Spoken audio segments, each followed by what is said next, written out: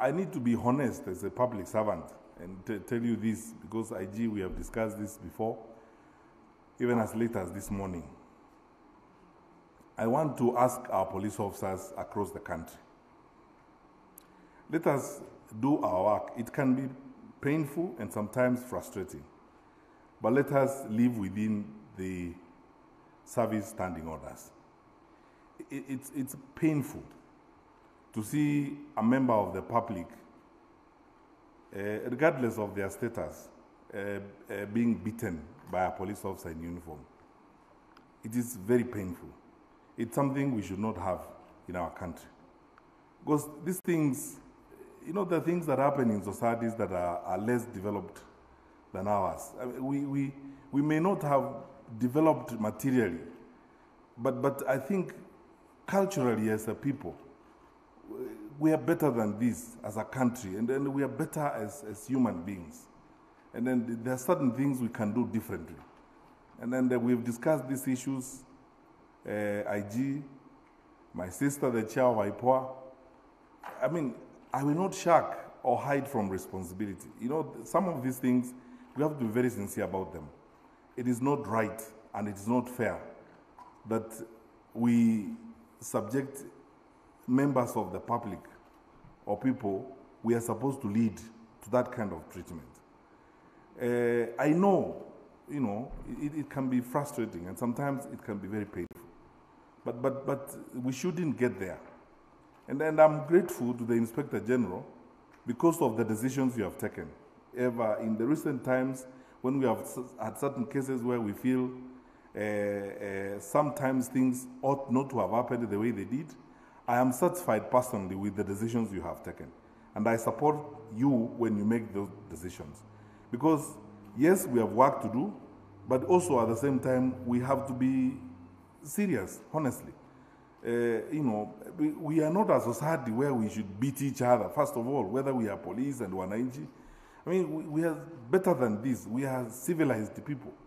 We must find ways, lawful ways of dealing with our challenges. And the law provides us sufficient opportunities to resolve our disputes without resorting to that level, you know, of violence. So without going too much into this, IG, you know what we have discussed on these issues, and our colleagues from IPOA, let's do the right thing for the country and support the image, you know, of the police and the image of government in the country. The people of Kenya need to continue to enjoy, not resent, the service that we give them. And you know, one or two people, as Mheshimiwa Dado said, can actually mess up the wonderful work that's done by the bulk of our serious, hard-working, and committed police officers. And while I say that also, I am very concerned, and then we have discussed this matter this morning with the Inspector General, and now IG, you jointly with our Secretary for Internal Security and the PS Interior, we will go to NSAC and actually discuss with NSAC with a view to providing, you know, a paper to the National Security Council to be guided on policing the County Assembly of Nairobi.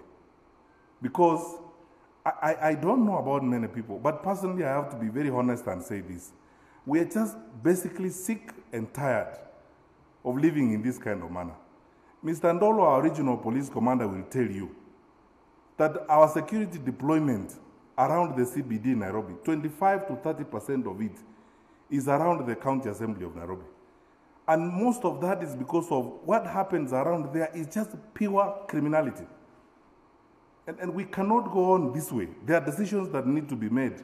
And I am now ready myself to seek the guidance of the National Security Council on this matter, on policing the County Assembly of Nairobi.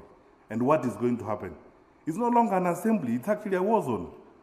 Every time there is constant fighting going on, people beating each other and so on. And I'm asking, surely, if I had powers to do it, I will not be talking about this. I will have acted a long time ago. Those who have powers to act, it is time, even on the basis of Chapter 6, to proceed on this institution. Why can't somebody even actually move to court or even work on a recall or look for a way of I don't know what would be done, whether it's dissolution or whatever needs to be done. But for us, from the internal security sector, my colleague, our regional police commander, can bear me out, and our regional commissioner for Nairobi. We cannot go on. We are not going to continue piling pressure on the regional security team in Nairobi on the issues related to the Nairobi County Assembly. So we will go to NSAC, as we are supposed to do, because I want us to do everything lawfully. Let's follow the law. I mean, whatever it is, let's follow the law. I mean, it may be painful, but I am prepared to walk the path of the law. Let's go through our peers to NSAC, and then from NSAC, we get a proposition to the National Security Council. Then we will be guided on what we need to do. Because 25 to 30% of our deployment in security in the CBD is around the County Assembly of Nairobi. And everybody can see. I don't know why we are so pretentious and hypocritical. Tunadanganyana hapa, we are just lying around to each other here. That is not an institution that deliberates on anything. They are constantly fighting. It's a war zone. So when things happen, now we are dealing with a crisis here, which could actually be a reputational crisis for us.